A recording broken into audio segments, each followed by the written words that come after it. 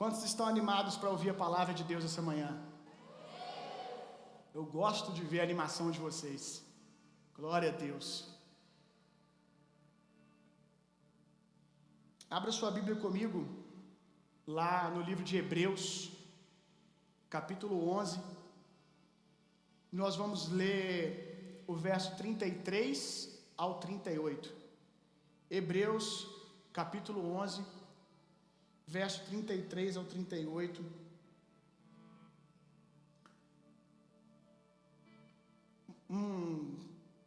Aviso para você, o nosso som novo ainda não chegou. Estamos trabalhando para que ele seja instalado amanhã. Você pode dar um glória a Deus? Para quem está desavisado, nós ganhamos um som novo, de altíssima qualidade. E aí é para você ver que Superseed não é um evento na nossa igreja. Superseed é o nosso estilo de vida, é o que nós desfrutamos como igreja todos os dias do ano. E olha que a pessoa que oferta o som, ela podia escolher esperar o Superseed, porque foram 15 dias para trás. É uma coisa boba, isso que eu estou falando, pode parecer bobo, mas isso significa muito. A pessoa podia esperar o Superseed para dar, mas ela não esperou, porque inconscientemente ela já vive. Ela não quis esperar, não concebeu a ideia de esperar, porque não faz sentido esperar. Porque Superseed é o estilo de vida da nossa igreja. Dias atrás, o Intor foi abençoado com um carro. Já nem sei quantos carros mais já foram dados aqui na igreja. Eu não estou exagerando, não é porque são muitos, centenas, mas eu já parei de contar. Mais uma pessoa foi abençoada com um carro, um Uno desse modelo novo, muito bonito, que está abençoando aí o trabalho missionário nosso também, com as crianças. Também poderia ter esperado o Superseed, mas é o que a gente vive como igreja. Glória a Deus por isso. E nesse clima de Superseed eu quero compartilhar com você coisas que Deus tem falado comigo há um tempo sobre finanças, dinheiro, generosidade, sobre fé, sobre a busca de alguns desenfreada pela riqueza. Eu quero compartilhar com você. No final, a gente vai ter um momento Superseed. A gente pode orientar vocês, para quem quiser, quem nunca participou e vai participar. Mas agora vamos dedicar aqui a palavra. E no final também da palavra, você vai ter a oportunidade de ofertar. Aí não na vida de alguém, mas eu estou falando de oferta aqui no altar para a igreja. Então, enquanto eu for pregando, você vai gerando, preparando o seu coração, decidindo se você vai ofertar, quanto você vai ofertar, porque vamos ter a oportunidade de abençoar uns aos outros, mas sobretudo teremos a oportunidade de presentear ao Senhor, diretamente ao Senhor e a essa casa que está proporcionando esses momentos para você. Hebreus capítulo 11, verso 33 ao 38. Se puder abaixar o meu retorno, está bem alto.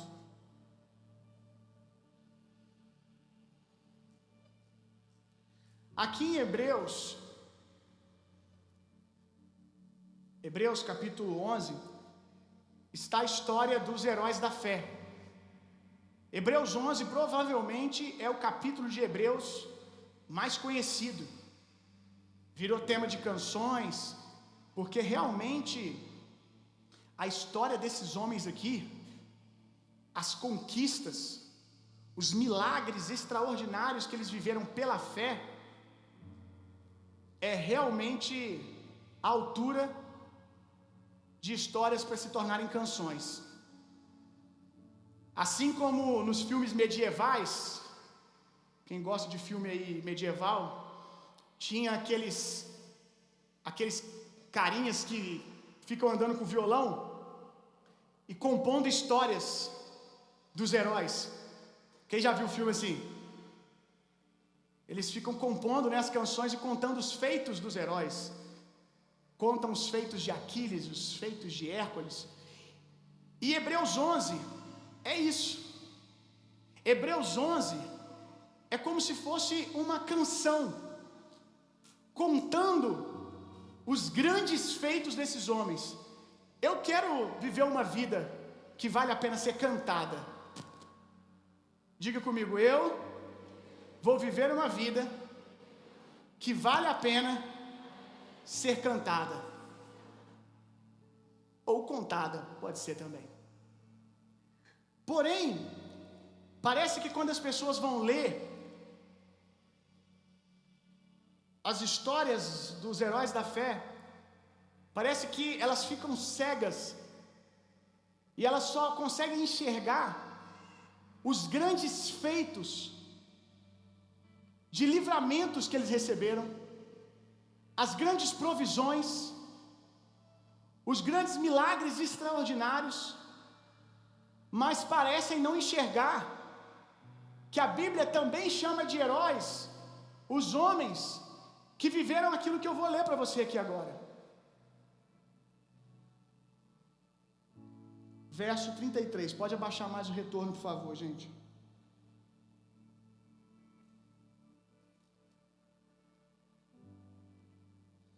Os quais, olha isso aqui, os quais, pela fé, subjugaram reinos, praticaram a justiça, obtiveram promessas, fecharam as bocas de leões. Até aqui, todo mundo conhece, todo mundo canta, todo mundo gosta.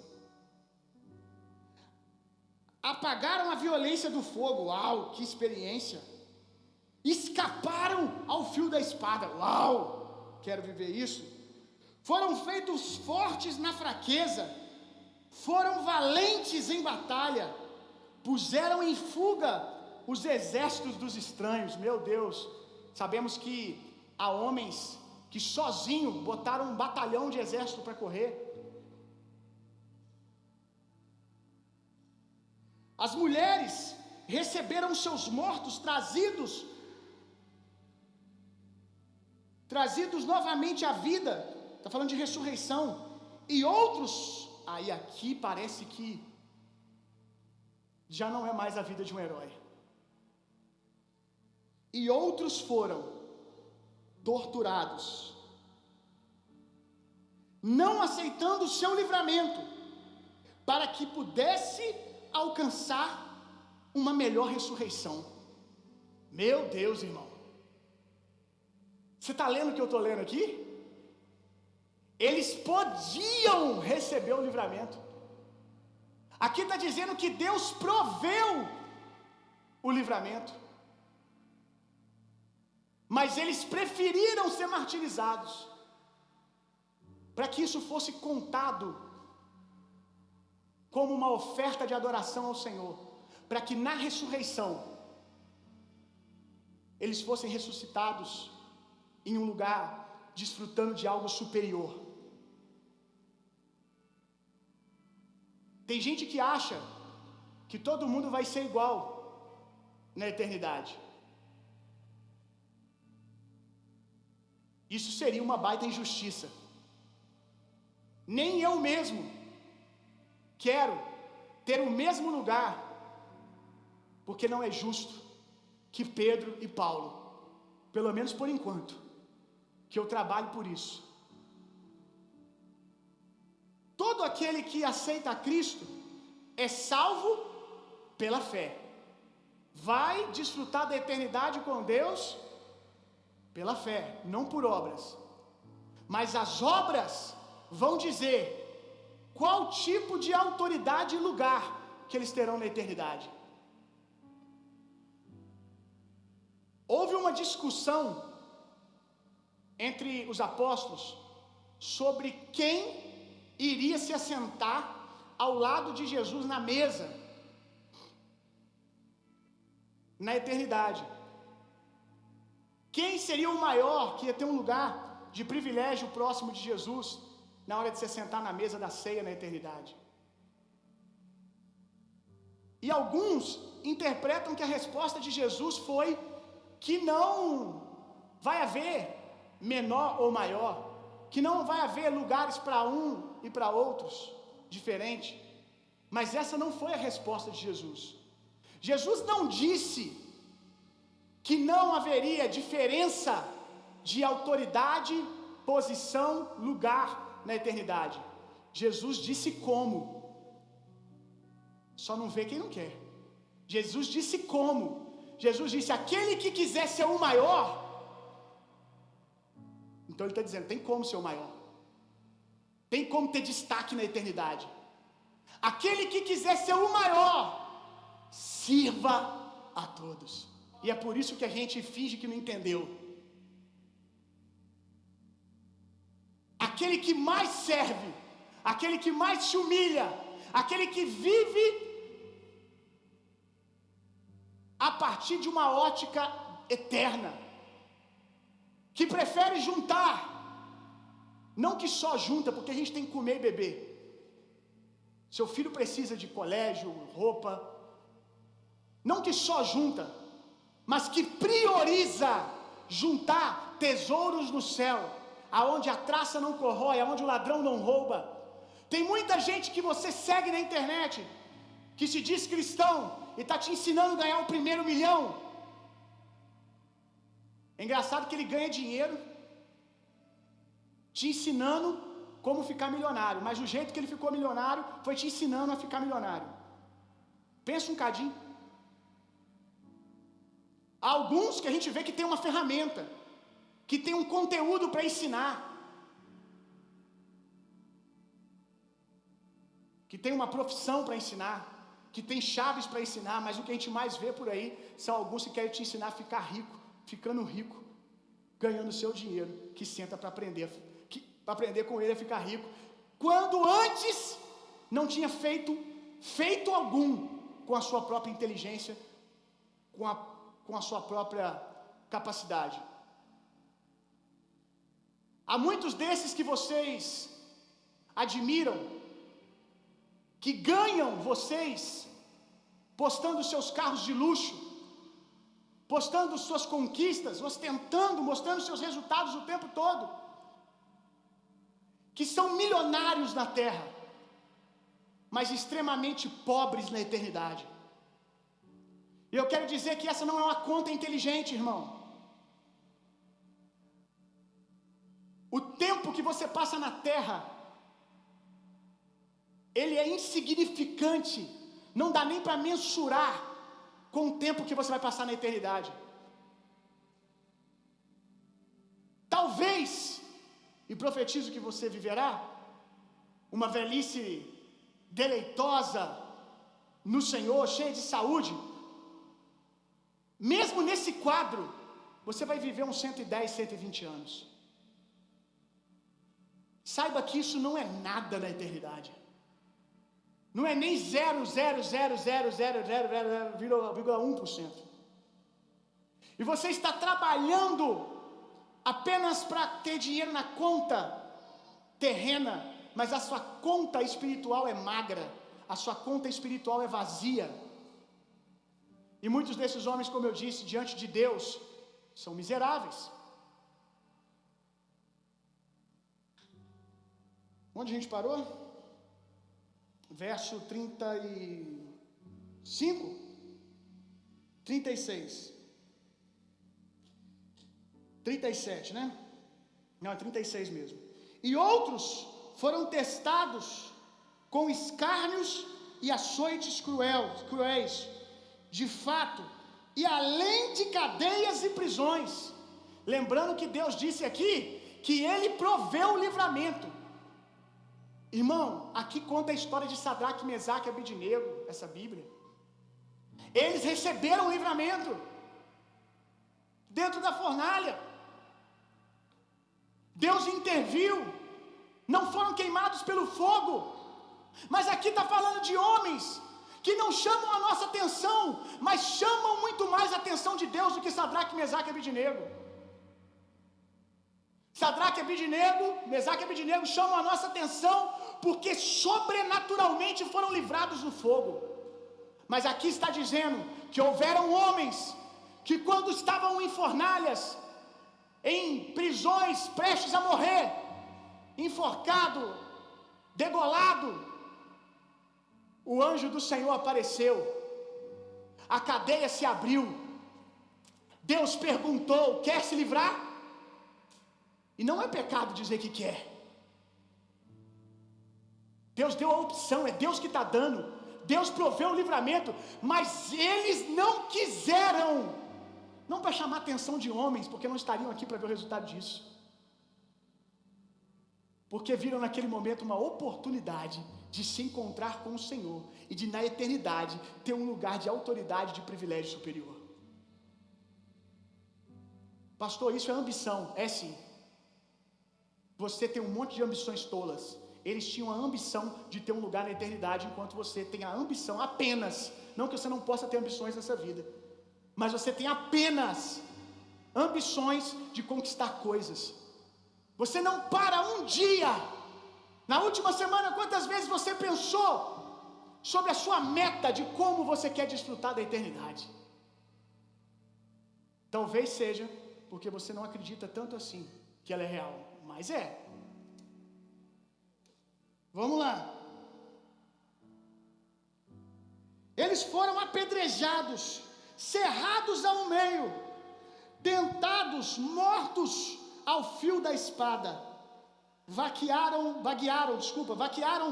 sem destino, vestidos em peles de ovelhas e de cabras, sendo destruídos, afligidos e atormentados.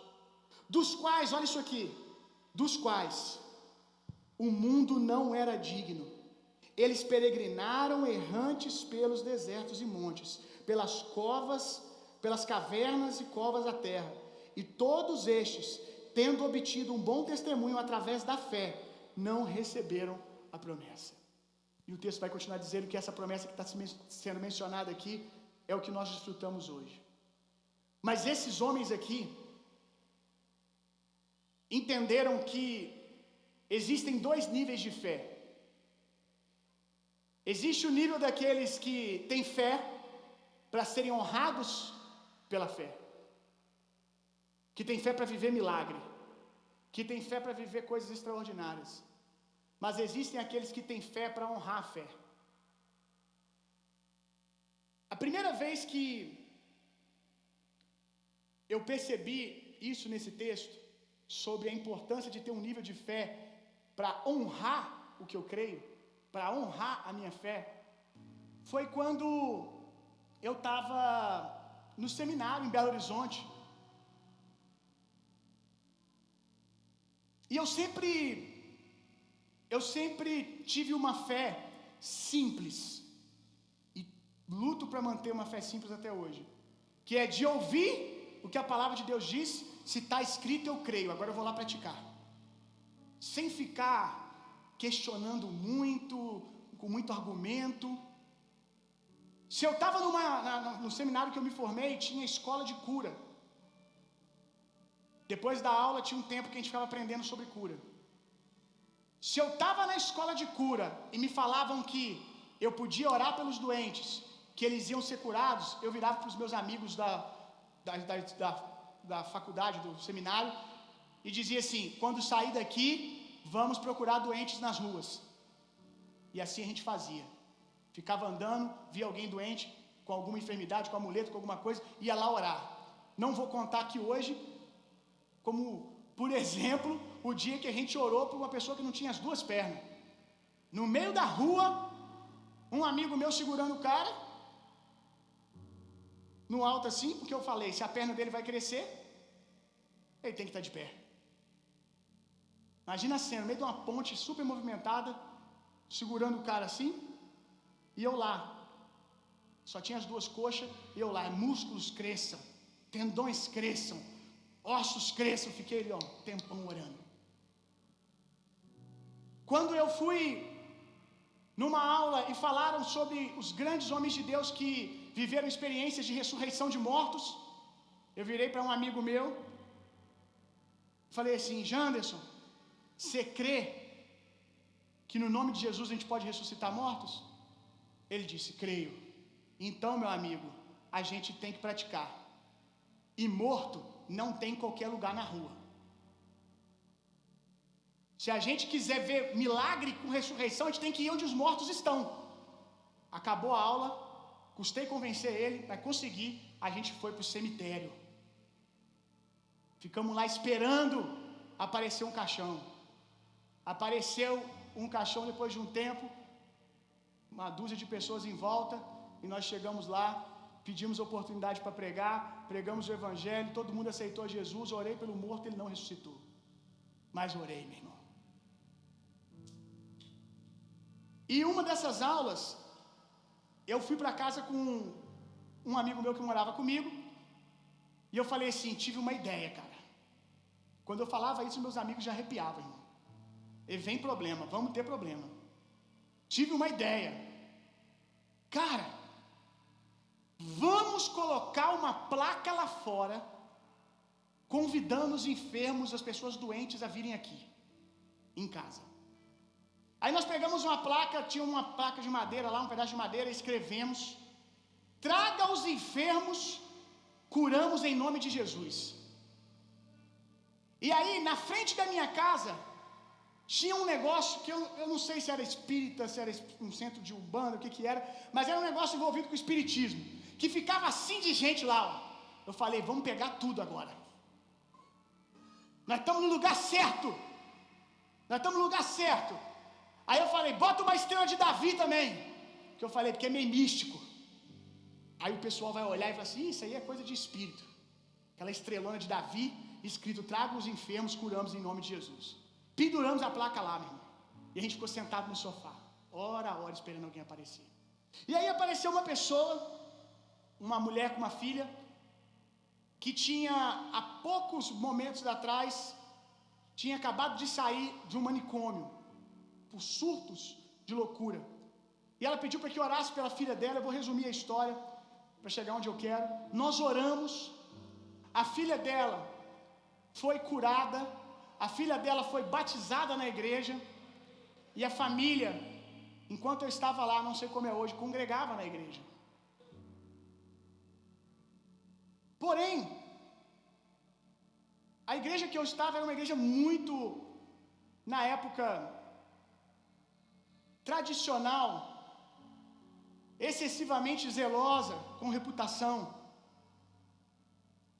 E quando o pastor ficou sabendo que eu tinha colocado uma placa na casa pastoral da igreja, que a casa era, a gente morava de oferta, né? A igreja tinha uma casa pastoral que não era dentro do templo, era no mesmo bairro, mas era uma casa que era da igreja.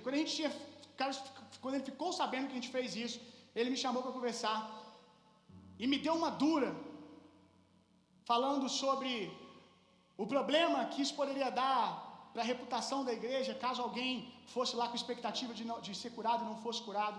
Para você hoje conceber isso, é muito difícil, porque você não vive esse ambiente. Graças a Deus você vive um tempo em uma igreja que crê em cura divina, que ensina você a ministrar cura, mas para eles é a realidade que eles viviam, eu não os culpo. É a ideia de que eles tinham. E aí ele falou comigo: você tem que aprender que às vezes a fé vai te honrar. E ele começou a falar dos heróis da fé. Mas vai ter momentos que você vai ter que honrar a fé. Ele só falou isso. Eu não sei nem se o que ele quis dizer foi o que eu entendi. O que eu entendi é que Deus estava me dando a oportunidade de virar ali e dentro do meu coração responder: mas eu tenho fé também para permanecer quando as coisas não acontecem do jeito que eu quero. E desde ali, já fazem anos isso, eu venho buscando amadurecer nessa fé. Uma fé que permanece quando as circunstâncias não são favoráveis, ou quando as coisas não acontecem. Ainda que o que nós esperamos que aconteça seja da vontade de Deus, Mas eu quero te contar uma coisa: tem muita coisa que é da vontade de Deus e que eu ainda não consegui crescer, não consegui ainda crescer o suficiente para alcançar, mesmo sendo de Deus para mim. E eu preciso permanecer, sem negociar os meus valores, sem negociar a minha fé, as minhas convicções. O que eu mais vejo são pessoas que, em nome de uma promessa que talvez de fato tenha sido Deus que deu, mas quando a promessa não acontece do jeitinho fácil, suave, planejado, no tempo planejado, começa a lançar mão de força. E quantas vezes eu já fiz isso? De jeitinhos, começa a abrir mão de valores. Eu tenho uma palavra de Deus, pastor, de ser um homem com posses financeiras, que vou abençoar pessoas financeiramente, aleluia, amém, eu creio nisso. Mas quando começou, era um homem que toda a sua fé estava nos princípios do reino de Deus: semeadura, fidelidade, oferta, cultura de honra, devoção a Deus. E aí, quando começa a demorar, começa a negociar. E se eu pegar o meu dízimo? E se eu pegar a minha oferta e investir na bolsa de valores? E se eu, ao invés de gastar com o reino de Deus, eu gastar em Bitcoin? Porque vi um mentor que falou isso e deu uma rota. Mas essa pode não ser a rota que Deus tem para você, meu irmão. Honrar a fé. Muitos de vocês aqui possuem fé para receber o livramento, para ser abençoado, mas poucos aqui têm uma fé capaz de honrar ao Senhor, uma fé capaz de viver na falta, de viver quando a provisão, a meta não é batida. Final de ano, dá para ver o desespero de alguns. As metas não foram cumpridas, Deus não me ama. Parece que a linguagem de amor de muitos de vocês é só presente.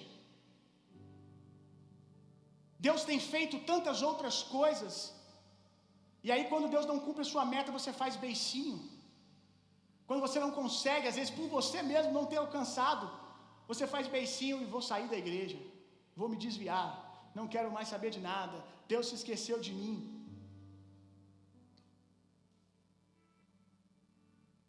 Fé para ganhar carro, meu irmão.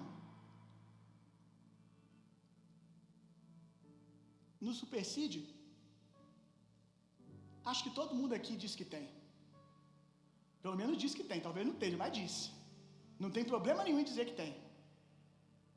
E ainda que você pense que eu vou falar sobre agora fé para dar, não tem um terceiro nível depois desse.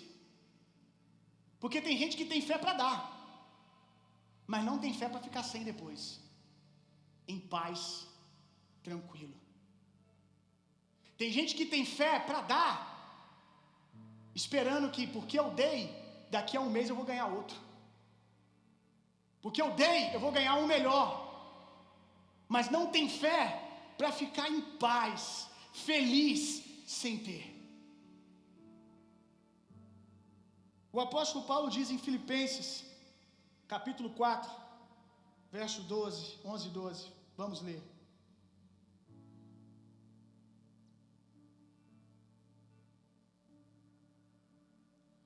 Filipenses 4, verso 11 e 12.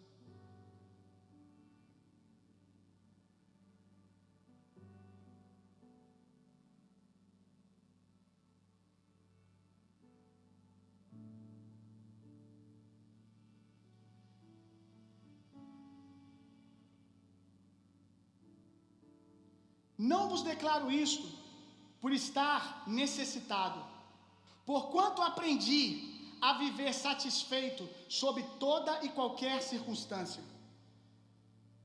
Sei bem o que é passar necessidade, e sei o que é andar com fartura.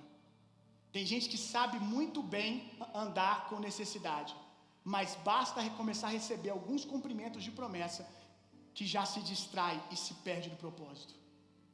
É mais comum, eu estou falando porque eu lido com gente muito mais do que você. É mais comum nós pastores vermos pessoas se desviando em momentos de festa do que em momentos de tristeza. A gente está mais acostumado, e inclusive a gente fica geralmente em alerta, mais quando alguém diz: ganhei uma herança, por exemplo. Estou dando algo grande aqui, mas, por exemplo, fui promovido no emprego, ganhei isso, ganhei aquilo. A gente fica mais atento do que quando alguém fala assim: perdi um ente querido, fui mandado embora, não consegui alcançar a meta que eu tinha estabelecido. Porque é muito mais fácil, porque a gente se prepara sempre para ter, mas não se prepara para ter uma fé que está sólida no Senhor, uma esperança que não está em coisas, mas está no Senhor.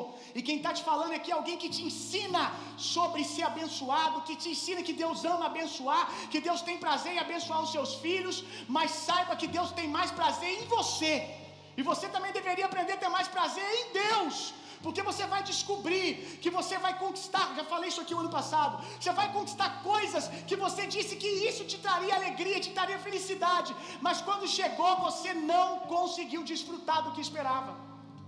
Porque felicidade para você está sempre em algum lugar no futuro, em uma conquista futura, não naquilo que você tem hoje, inclusive coisas que o dinheiro não pode comprar. A família que você desdenha, a família que você está cansado dela. Tem pessoas orando dia e noite para encontrar um homem ou uma mulher de Deus como seu cônjuge. Tem pessoas desejosas de ter um filho como você tem, e ainda que ela tivesse todo o dinheiro do mundo, não poderia comprar o coração de alguém, não poderia comprar alguém.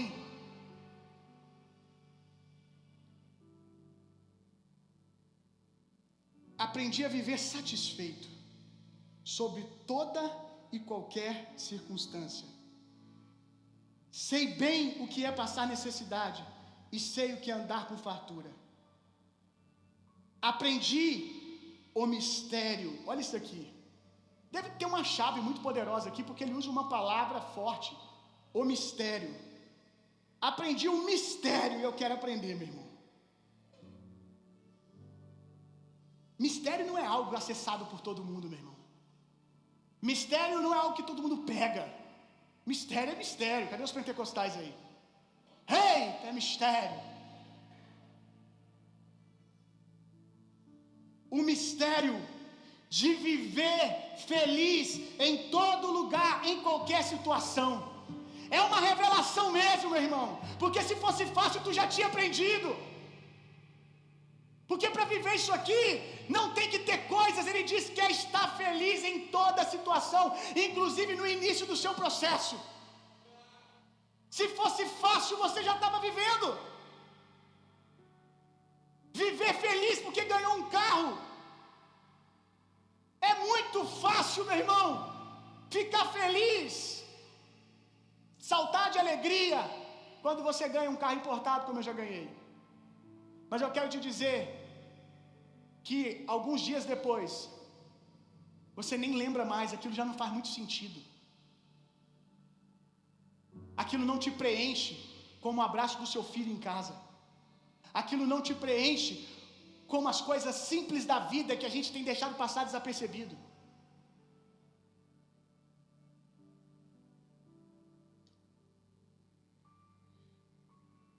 Esteja bem alimentado ou mesmo com fome, possuindo fartura ou passando privações. Irmão, que momento lindo os momentos que eu tive com a minha esposa, onde a gente teve que fazer vaquinha de moeda para comprar um cachorro quente para comer algo diferente de noite em casa. Que delícia, meu irmão! Que delícia esse momento! Isso nos forjou muito mais do que o dia que fomos no restaurante caro ou ganhamos um carro, uma casa. É isso que nos forjou, inclusive, para não nos perdermos na hora da fartura. São esses momentos que marcam, meu irmão. E talvez você está perdendo eles agora. Aí ele diz a frase que você cola no seu carro: Tudo posso naquele que me fortalece. Mas parece que o pessoal só pode apartear. Tudo posso naquele que me fortalece. Está sempre ligado ao ter, ao conquistar, a parte da fartura. Mas tudo posso aqui, o tudo inclui a segunda parte. Por isso que é tudo. Tudo posso naquele que me fortalece. É Ele que me fortalece, não são as coisas. Por isso eu posso tudo naquele que me fortalece. Aleluia! Precisamos aprender a perceber o que temos. Guarda isso aqui, viver uma vida guardado pela gratidão, meu irmão. É algo que eu virei o ano orando. Tem muito tempo na minha vida que eu oro para aprender a ser grato. E não deve ser tão fácil, irmão, porque eu estou orando já tem tempo. Estou aprendendo, mas eu sempre vejo que tem mais.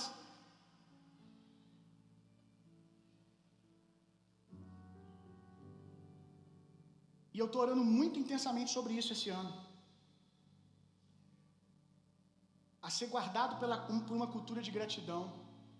Porque se os seus olhos estão consumidos, percebendo tudo que Deus está fazendo, coisas simples do seu dia a dia, você não tem olhos para se distrair com coisas que você não tem, ficar murmurando, ficar ansioso, ficar inquieto.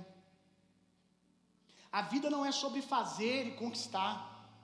A gente vive isso também na vida. A gente faz, a gente trabalha, porque o nosso trabalho abençoa os outros, nos abençoa. Conquistar faz parte. Agora, a vida não é sobre isso. A vida é sobre desfrutar. A vida é sobre contemplar. Quando Deus fez o homem, no outro dia, nas primeiros minutos, horas do homem, não foi numa segunda-feira, não foi numa terça-feira.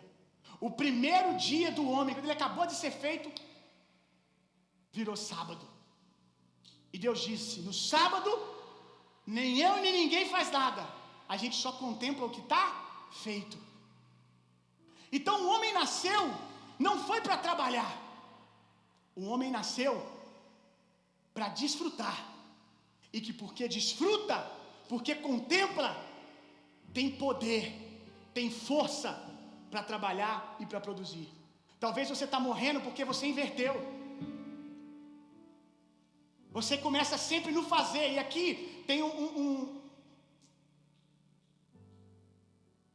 uma expressão da graça de Deus, né? Que a graça de Deus é isso. É descansar em Deus, é construir a partir do descanso, a partir da confiança no Senhor. O povo judeu até hoje, uma curiosidade para você, o povo judeu até hoje não conta o fim dos dias como nós contamos. Para nós, o dia termina e começa outro à meia-noite. No final da noite é quando o nosso dia termina e outro começa. Para o judeu, isso ele aprendeu com a palavra de Deus, o dia não termina e começa à meia-noite. O dia termina e começa na hora que o sol está indo embora. Por volta ali de 6 horas, mais ou menos, eu não tenho certeza. Mas quando o sol começa a ir embora, um dia acabou e outro começou. O que tem de poderoso nisso? É que quando o dia começa, para um judeu, já é hora de arrumar as coisas para dormir. Quando um dia começa, já é hora de jantar, você já está dentro de casa e vai dormir. Você já começa tendo que confiar em Deus, porque as primeiras horas do seu dia é dormindo, ou seja, descansando. As primeiras horas do seu dia são de confiança em Deus, porque o judeu, ele tem a fé de que enquanto ele está dormindo, o guarda de Sião não dorme. Enquanto ele está dormindo, Deus está acordado e trabalhando. Você pode achar desesperador quando acordar, boa parte do seu dia já acabou. Você pode achar isso desesperador, mas para um judeu isso é um lugar de descanso, porque ele acorda não Perdi o dia. Não perdi, porque Deus trabalhou por mim enquanto eu dormia. Por isso que a Bíblia diz: Ele dá ao justo enquanto ele dorme.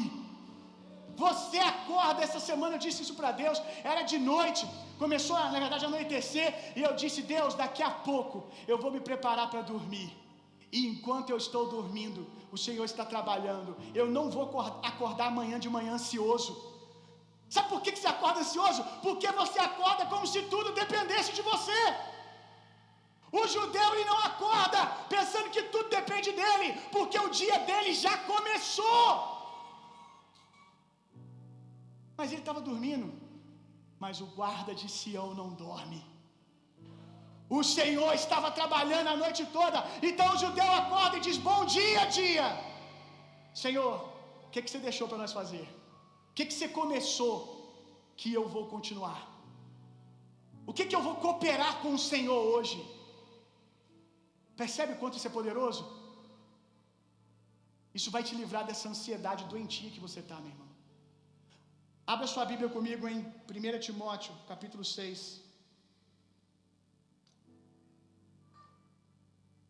Quantos estão aprendendo alguma coisa?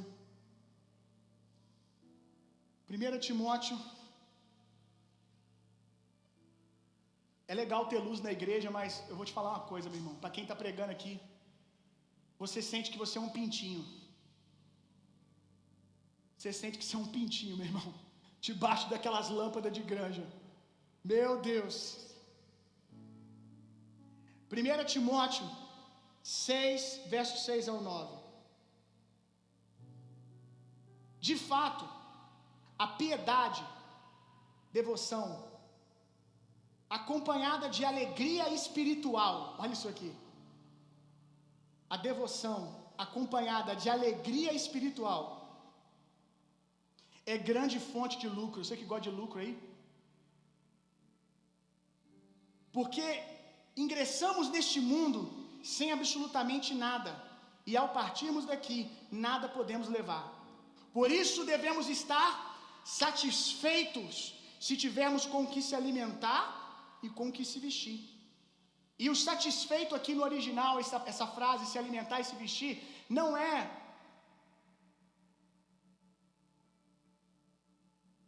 ter o arroz e não ter o feijão. Ele está falando aqui de necessidade suprida, de você ter uma boa roupa para se vestir, porque essa é a vontade de Deus. Uma boa roupa para se vestir para você, para os seus filhos, ter a sua despensa cheia o suficiente para você ter provisão, para você comer bem. É isso aqui que Deus está falando. No entanto, os que ambicionam ficar ricos caem em tentação, em armadilhas e em muitas vontades loucas e nocivas, que atolam, presta atenção nessa expressão, que atolam muitas pessoas na ruína e na completa desgraça. Porquanto o amor ao dinheiro é a raiz de todos os males, e por causa dessa cobiça, alguns se desviaram da fé e se atormentaram em meio de muitos sofrimentos. Eu preciso trazer um ponto de equilíbrio aqui, que Deus não está dizendo aqui que ser rico é maldição. Deus não tem problema com riqueza. Há pessoas que Deus levantou para esse ministério, que Deus levantou para esse lugar. O problema aqui é a paixão desenfreada pelo dinheiro, pela riqueza. É desejar a riqueza pela riqueza. É desejar a riqueza porque o outro tem, e eu quero porque o outro tem, mas eu nem sei se aquilo faz parte do meu propósito. Se eu tenho estrutura para não perder a minha família, se eu tenho estrutura para não perder a minha fé por causa disso, mas o outro tem, eu quero ter também.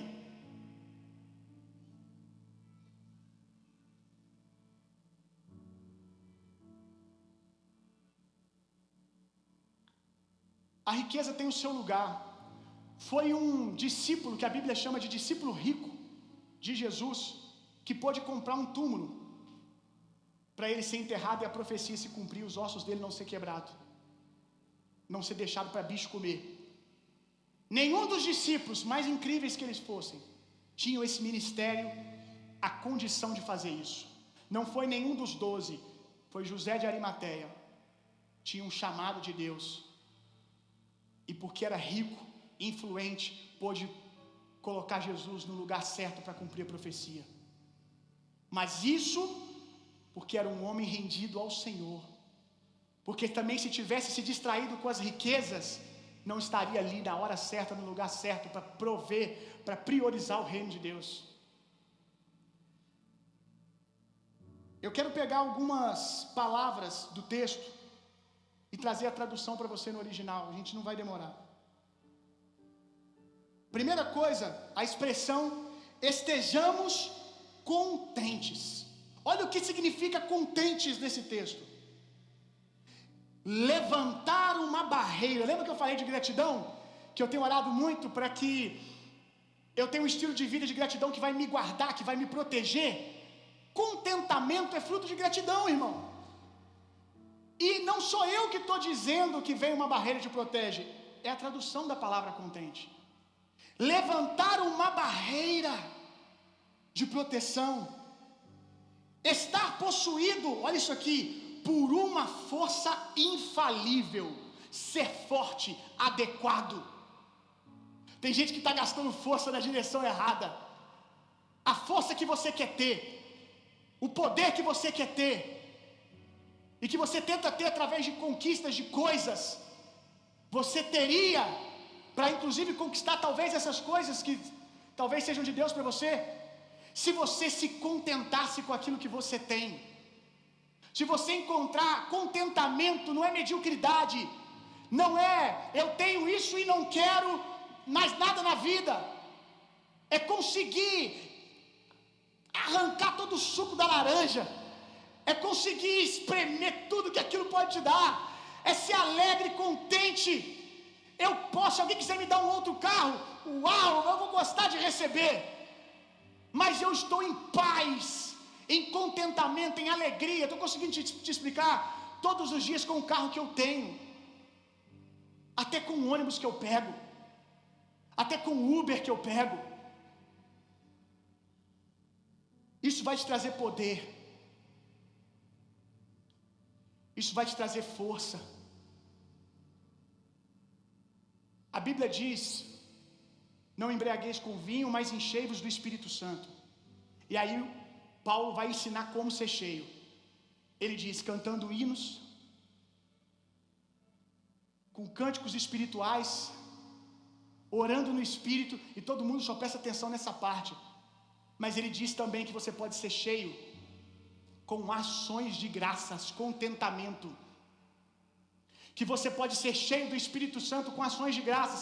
Ele está dizendo que à medida que eu agradeço pelo que eu tenho, à medida que eu encontro um lugar de contentamento naquilo que eu tenho, o Espírito Santo traz mais. Eu sou mais cheio do Espírito Santo. Tem gente que o reteté dele é só orando em línguas. Orar em línguas tem o seu poder, tem o seu lugar, mas a maioria gosta porque é místico. Enquanto tem um poder, uma força escondida no ser grato. Vai te encher de força para trabalhar, vai te encher de força para cuidar dos seus filhos, vai te encher de força para alavancar sua empresa, para alavancar sua faculdade. Porque essa busca desenfreada, porque o outro tem, só está te gerando ansiedade. E você fica se comparando com gente de 50 anos, com gente de 30 que seja, mas você não conhece a história, você desrespeita a sua história, você desrespeita de onde você veio, você esquece o que Deus já fez. Aquela pessoa pode não ter largado da onde você largou. Você sabe de onde você largou, você sabe onde começou a sua corrida e o quanto você já cresceu, mas você perde a visão disso, porque você olha para o outro, ele tem, ele já está nisso, ele já está naquilo. Isso vai sugando a sua força, a ingratidão vai sugando a sua força. Aí você não entende, por mais que você tenha lá quadro de metas, tudo bonitinho, que você tenha toda a inteligência do marketing multinível, da criptomoeda, de tudo, você não consegue romper, porque você não tem força. Você não tem mais força para trabalhar, você não tem mais força para projetar, você não tem mais força para levantar da cama e ir, porque isso foi sugado pela ingratidão.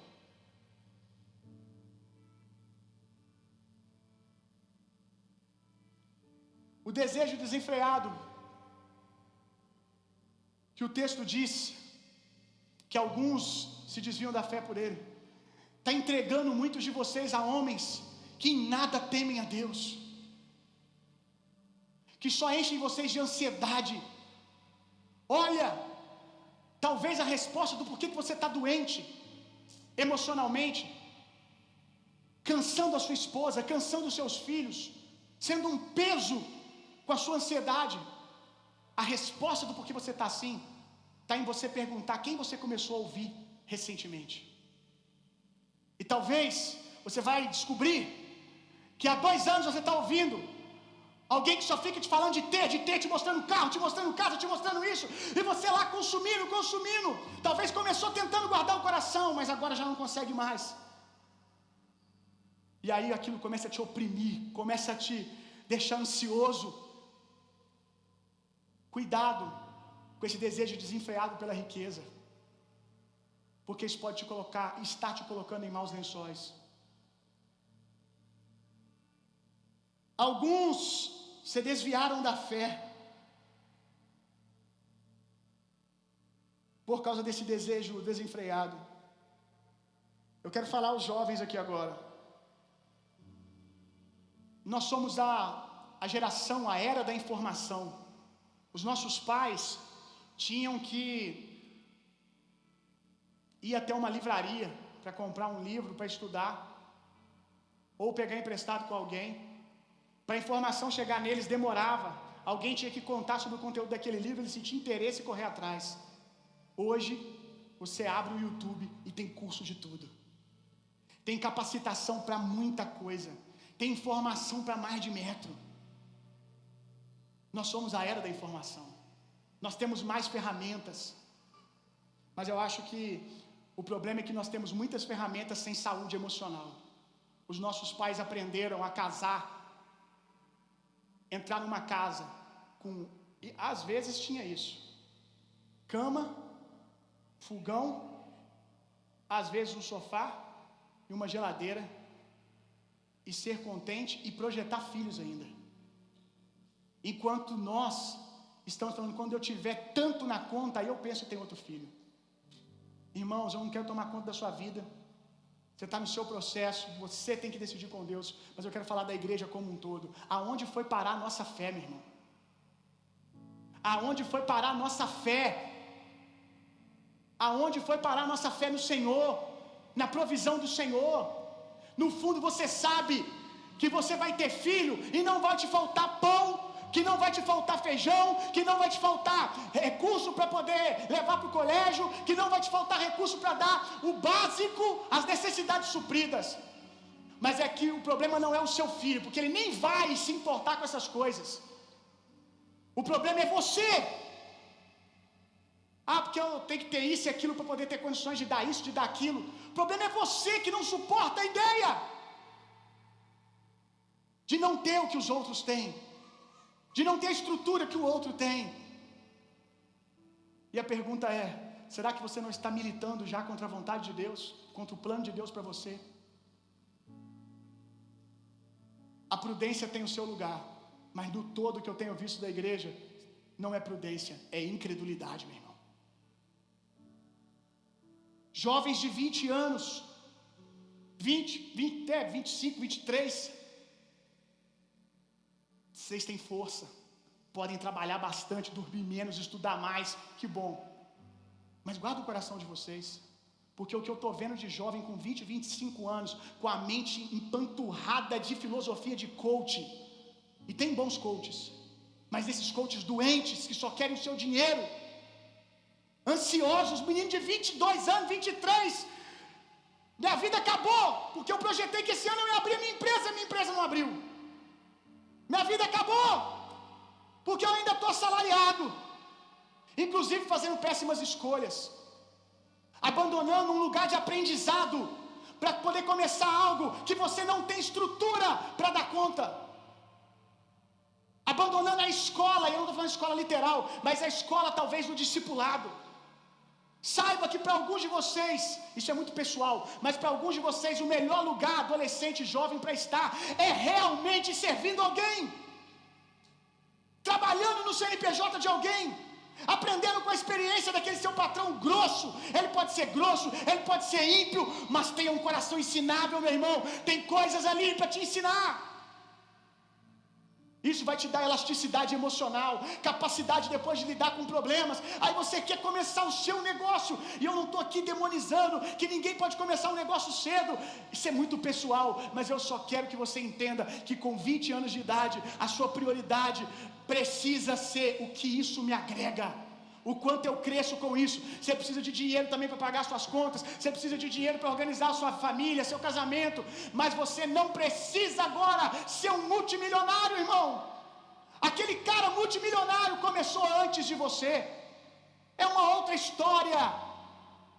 Respeita a sua, respeita o que Deus está fazendo na sua vida, seja contente. Que bom, você quer ter uma ferramenta melhor de trabalho. Ótimo, deseje isso mesmo, Deus tem o melhor para você. Mas aprenda a ser contente e satisfeito e usufruir o máximo daquilo que Ele tem te dado agora. Quando eu tinha 20 anos, a minha escolha de carreira foi o ministério. E hoje talvez você olhe para mim, eu quero a vida que o Bill tem, eu quero a família que o Bill tem, eu quero isso que o Bill tem, eu quero viver a provisão que o Bill tem, quero isso, aquilo e tal. Mas irmão, essa igreja linda, enorme que a gente está vivendo hoje, eu trabalhei 2 anos de graça, irmão. Eu trabalhei 2 anos servindo como pastor integral de uma igreja, durante 2 anos de graça, porque a igreja não tinha mentalidade ou condição, mas era a mentalidade de honrar. Fiquei 2 anos, depois comecei a ganhar salário. Fizeram uma reunião para votar qual vai ser o salário. E aí tiveram que fazer uma reunião para decidir me dar R$300 por mês. E eu trabalhei mais um bocado de tempo ganhando R$300 por mês. Ganhava a cesta básica da igreja. E nunca foi motivo de murmuração. Eu sabia que eu estava sendo treinado. Eu sabia que eu estava sendo forjado. O Zé está aqui, não sei se ele veio hoje. Moramos numa casa que misericórdia. O Zé morou comigo. Coitado. Caiu, estava no lugar certo na hora errada, no lugar errado, com a pessoa errada. Caiu no mesmo barco que eu, com Jonas. A casa, misericórdia. Você não sabe o que é uma casa ruim, meu irmão. Você tem noção? A casa a gente pagava R$250, meu irmão. Imagina o nível da casa. Uma casa de R$250. Tudo mofado. E ainda tinha um bordel em cima ainda, que a mulher que estava lá, ela devia trabalhar com alguma coisa na área, porque era o dia inteiro. Era o dia inteiro a cama batendo e gritando. Sério? A gente queria orar a Deus em nome de Jesus, aí começava, misericórdia. Deus está repreendido, meu Deus do céu, dá sossego para essa mulher. Acalma esse coração, Jesus. Foram anos assim, meu irmão. Foram anos cavando para baixo, para a gente caminhar para o término. Eu me lembro que eu tive um discipulador que cuidou de mim depois dos meus, acho que um ano e meio de convertido. Eu conheci ele, é um homem muito rico. E esse discipulador, para você ter noção, quanto ele era liberal, sim, generoso, ele dava carro, abençoava os outros com um monte de coisa. Uma vez a gente foi organizar um evento, que ele pediu uma conferência, e eu falei com ele, eu organizo. Era para trazer fulano, ciclano, banda 4x1, pastores. Eu falei, eu organizo, mas eu preciso de dinheiro.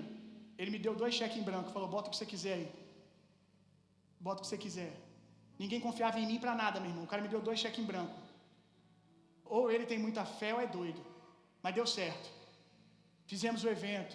Então, pra você ter noção o quanto esse homem tinha recurso na época e um coração generoso. Eu estava lá em Benfica. Eu ganhava R$300 na época. Um dia eu encontrei com ele, a gente ficou tempo sem, a vida, cada um foi para um lado, né? Eu fui para o seminário, quando eu voltei já não tinha mais a mesma conexão com ele, era só aquela coisa de cumprimentar vez ou outra, de ligar e trocar uma ideia. Passou 3 anos lá em Benfica, eu encontrei com ele na rua, ele virou e falou para mim assim, eu estava te procurando, porque eu quero te fazer uma proposta. eu estou numa igreja, ele falou, igreja tal, e eu tenho autoridade e o desejo de trazer você para ser pastor aqui. E aí ele falou assim: vou te dar toda a estrutura, vou te dar carro, vou te dar recurso de salário. E eu sabia que o salário dele não era R$300. Não é a igreja, eu vou te pagar, eu vou assumir isso. Aí ele falou assim: você tem que sair lá daquele buraco, seu ministério é muito maior do que isso. Você tem que sair daquele buraco e vir para o centro. Era uma igreja no centro. Irmão, quando ele falou a frase, você tem que sair daquele buraco, talvez ele achou que estava me convencendo a sair, mas ele bateu a senha. Ele bateu a senha. Eu virei para ele e falei assim: muito obrigado, mas eu preciso dizer uma coisa. Deus quer que eu fique no buraco. Deus quer que eu fique lá. Eu não terminei o que eu comecei lá.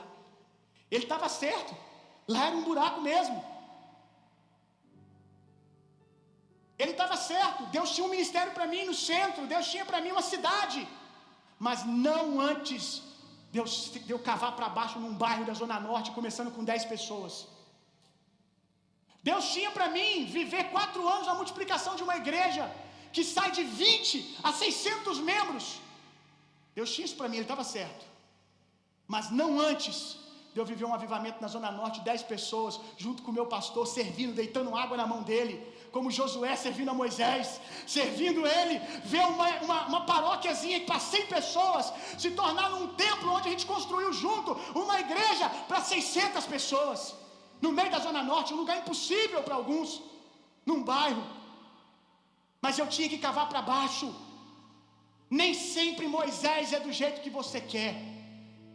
Tem hora que você tem sorte, favor de Deus, vontade de Deus, de ter um Moisés, mas às vezes que você tem é o rei pagão que Neemias tinha. E o texto diz que Neemias servia aquele rei pagão, aquele rei que tirou ele da família dele, que deixou ele órfão, servia ele com um sorriso no rosto. E Deus não deixou de dar ele a paga, Deus não deixou de pagar, porque ainda que Moisés, que o rei, que quem você está deitando água não veja, você não está fazendo para eles, você está fazendo ao Senhor, e ninguém ganha de Deus no dar, você está depositando e na hora certa vai colher. Voltei para lá, para os meus R$300. Você acha que a alma não gritou hora nenhuma? Quando chegava no final do mês e estava eu e o Zé juntando as comidas para fazer mexido, porque eu tinha pai e mãe perto, mas não ia lá toda hora pedir isso e aquilo, porque eu precisava construir a minha história. Eu precisava mostrar para o meu pai e para minha mãe que Deus cuida de mim. Quantas vezes eu vi minha mãe chorando, chorando. Meu filho, isso não é vida. Minha mãe chegou a ficar com raiva da igreja na época, porque na época ela não era convertida, ela não entendia nada da dinâmica do reino. Estão te explorando, você trabalha dia e noite, você trabalha lá o tempo todo, e você ganha R$300, isso é um absurdo. Quantas vezes ela ameaçou, eu vou pegar esse telefone, eu vou ligar para o pastor. A nordestina ficava virada no girai, meu irmão. Eu vou quebrar o pau com esse pastor, você é um bobo, para com isso, preocupação. E aí eu não ficava pedindo as coisas o tempo todo, porque eu precisava mostrar que Deus estava me forjando. Eu precisava que ela soubesse que quando os milagres começassem a acontecer, era Deus que estava fazendo. Ela dizia dizer: eu quero servir o Deus dele, esse Deus dele é verdadeiro, ele realmente cuida dele melhor do que eu. E foi o que aconteceu. Hoje a minha casa serve ao Senhor aqui junto com a gente. Se converteram lá, inclusive nessa igreja mesmo, vendo os frutos, irmão. Talvez se eu tivesse largado tudo por causa do dinheiro, eu tinha perdido o que só Deus pode me dar, que é a minha família no Senhor. E se eu tivesse aceitado a proposta, será que eu teria construído uma história de milagres para alcançá-los? Será que você me ouviria com a autoridade que você ouve hoje, se eu não tivesse passado pelos lugares que eu passei?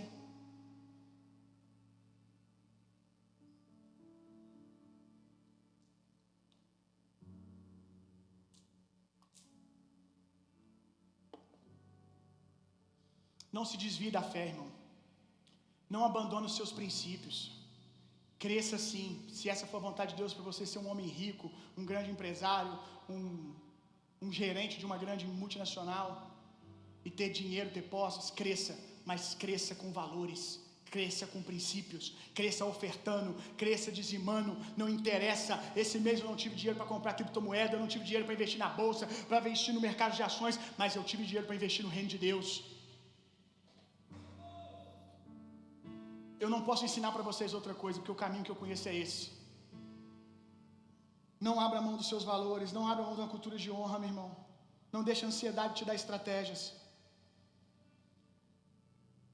E o texto termina dizendo: atormentaram-se em sofrimentos. Olha isso aqui, meu irmão. Se atormentaram. Sabe o que está dizendo aqui? Quem trouxe o problema não foi o diabo. Quem está atormentando eles não é o diabo. Quem está atormentando eles não é Deus. Se atormentaram. Eles mesmos arrumaram problema para a cabeça. A palavra atormentar significa torturar a própria alma com tristeza. Olha isso. Torturar aqui nesse texto significa atormentar a própria alma com tristeza. Tem gente que está torturando a vida emocional por causa de ambição. Para a gente terminar, o segredo, meu irmão,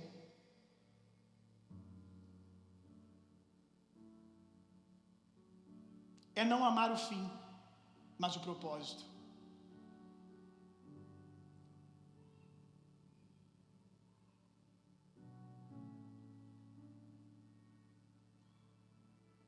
É não amar a riqueza, o dinheiro, mas o que ele pode fazer. O fim de tudo isso, desse percurso, pode ser que seja você ter muito dinheiro. Você vai olhar para sua conta e vai estar com dinheiro. Mas você precisa amar mais o propósito, meu irmão. Eu quero abençoar pessoas, eu quero transformar a vida de pessoas. Por isso que eu quero ter recurso.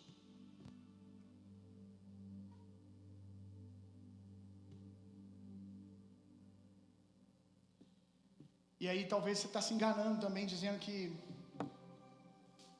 Bill, eu quero porque eu quero abençoar pessoas. Mas na verdade isso é só um discurso para esconder suas ambições. Porque se você quer algo de Deus, você vai fazer do jeito de Deus, não do seu jeito. Quem não ama o dinheiro pode dar quando tem pouco. Pode ser fiel quando tem pouco. Pode ser feliz quando tem pouco. Essa coisa de amanhã eu vou fazer, você não vai. E não sou eu que estou dizendo, é Deus. Você não vai fazer. Das duas, uma. Porque você não vai chegar lá, ou porque vai chegar lá sozinho. Vai chegar lá sem Deus. Se você não for fiel no pouco, você não vai ser no muito. Você pode até ter muito, mas sem ser fiel.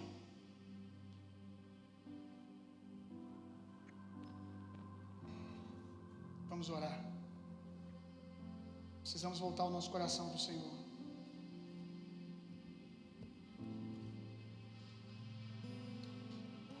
Sabe, entretanto, disto: nos últimos dias sobrevirão tempos difíceis, terríveis. Os homens amarão a si mesmos, serão ainda mais gananciosos, arrogantes, preguiçosos, blasfemos, desrespeitosos aos pais, ingratos, ímpios. Mas eu destaco a expressão amantes de si mesmo. Eu oro para que Deus te livre de você mesmo, meu irmão, das ambições da sua carne, das concupiscências da sua carne, dos desejos desenfreados. Em nome de Jesus, Senhor, nós queremos voltar o nosso coração ao Senhor.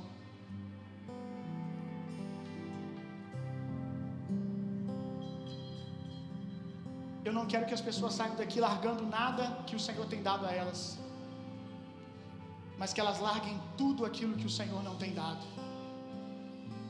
Fala, Espírito Santo, aos corações, alinha o coração, alinha, Senhor, em nome de Jesus. E Espírito Santo, nos ajuda a estar contente, abastecido, satisfeito, descansando naquilo que o Senhor tem feito. Nós queremos reconhecer o Senhor em todos os nossos caminhos, não só nos lugares altos, mas nos lugares baixos. Quero reconhecer o Senhor quando eu estou conquistando, mas eu quero reconhecer o Senhor quando o Senhor está me ensinando, quando eu estou no processo embaixo.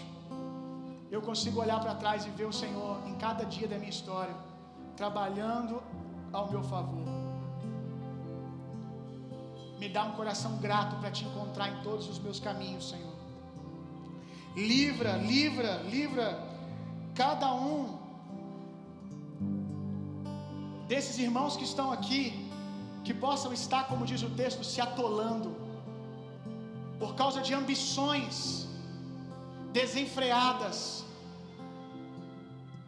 de ansiedade, de querer fazer na força do próprio braço, porque o cara disse que eu vou conquistar 10 anos em um, então se eu não conquistar em um, eu não sou bom o suficiente, como se ele determinasse o tempo das coisas. Pai, em nome de Jesus, livra do atoleiro que alguns têm entrado, atolados, se afundando,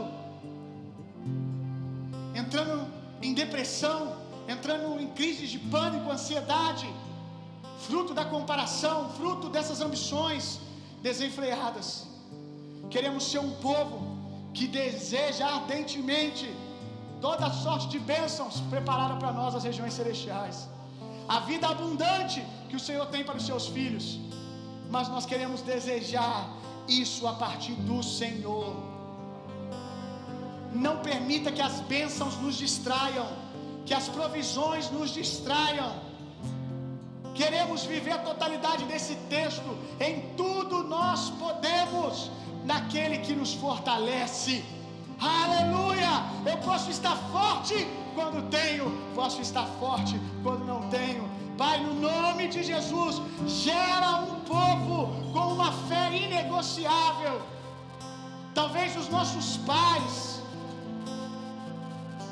não tivessem vivido, não tenham vivido milagres extraordinários, não tenham visto, talvez os nossos pais, aqueles que nos antecederam, a geração anterior, não tenha vivido como nós estamos vivendo, vendo carro sendo dado, vendo milagre, vendo cura, vendo tudo isso que a gente está vendo. Mas ainda assim, eram extremamente rendidos ao Senhor. Tinham essa devoção, de fato a piedade acompanhada, a devoção acompanhada de alegria espiritual é grande fonte de lucro. Eles tinham essa fé, a fé que a minha sogra tinha, como a Natália conta, de cedo, 8, 7 horas da manhã, 7 horas da manhã, passando uma provação financeira absurda, trocando as filhas para ir a pé para a igreja, e andavam, a igreja longe, mas estava lá com alegria, servindo ao Senhor.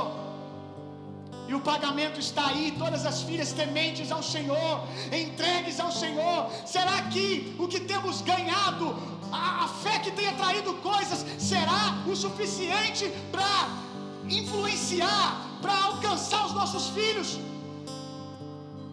Se os nossos filhos só nos veem ter fé para ganhar, para receber, mas não reconhecem essa fé na tranquilidade do Pai que diz: hoje o que o Senhor nos deu, meu filho, foi isso, e nós vamos render graças ao Senhor, porque Deus é bom. Aleluia! Em nome de Jesus, Senhor, que o meu filho aprenda a andar de carro. Ele vai andar em bons carros, mas ele também vai andar a pé, como tenho ministrado ao meu filho quando eu saio de manhã e eu tenho que pegar Uber, eu tenho que pegar ônibus, e eu posso dizer: filho, nós não estamos fazendo isso porque a gente foi roubado, porque o devorador veio. Nós estamos fazendo isso porque nós temos o nosso carro. Aleluia! Em nome de Jesus, Senhor, nos ensina, livra-nos de nós mesmos. Tu és o nosso Senhor, não queremos ser Senhor da nossa própria vida. Livra-nos, que supersede hoje, que esse dia não seja só um evento, uma festa de troca de presentes, porque senão vai ser no máximo um amigo oculto. Em nome de Jesus, que uma chave vire, que a gente entre em outro nível, Pai, de devoção ao Senhor. Até quando? Até quando o que o Senhor está fazendo, a obra do Senhor vai ficar em último lugar? Levanta homens rendidos ao Senhor, Pai, homens gratos, ó Pai.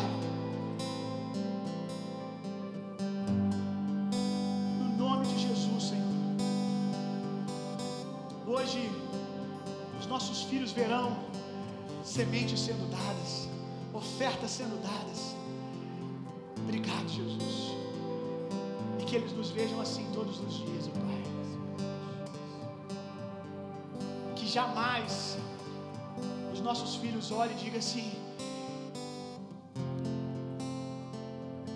meu pai, minha mãe são bobos, tinha que ter isso, tinha que ter aquilo, e não tem. E muitas vezes isso alimentado porque nós damos, mas ficamos reclamando, damos e ficamos murmurando, damos e ficamos inquietos. Temos fé para dar, mas não temos fé para ficar sem.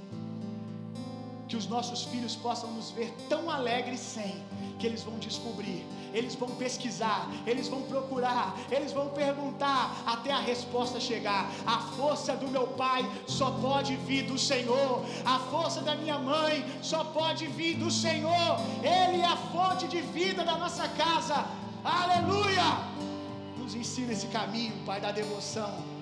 Aleluia! Oh, Jesus! Aleluia! Os nossos pais sabiam o que era andar com a Bíblia debaixo do braço e ser humilhado e permanecer com um sorriso no rosto, com fé, alegres por estarem sendo perseguidos. Hoje os nossos avivalistas de 20 anos de idade não tem tempo para serem usados pelo Senhor. Os nossos avivalistas de 20 anos de idade estão se perdendo para as filosofias desse mundo, para não serem isolados num canto, para poder ter a simpatia dos amigos. Aonde foi parar a nossa fé? Em nome de Jesus, Espírito Santo, que essa mensagem cresça pelo menos um pouco o nosso nível de fé, Senhor. Fé vem pelo ouvir a Tua palavra, e nós queremos hoje crescer em fé para uma vida que sustenta o que cremos, Senhor. Aleluia. Em nome de Jesus, Senhor. Muito obrigado, Pai. Muito obrigado. Aleluia. Aleluia.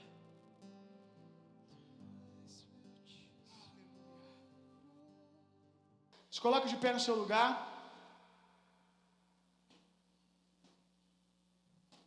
Quando eu terminar de dar a bênção, quem quer assistir o Supersede ou participar, se assenta para a gente liberar a troca aí das ofertas. Que o amor de Deus, a graça de Jesus Cristo, consolo, poder e a personalidade do Espírito Santo sejam em vocês e através de vocês, hoje e sempre. Vão e tenham uma semana sendo profundamente, intensamente amados por Deus. Vão, transformem o mundo e reinem vida. Deus abençoe.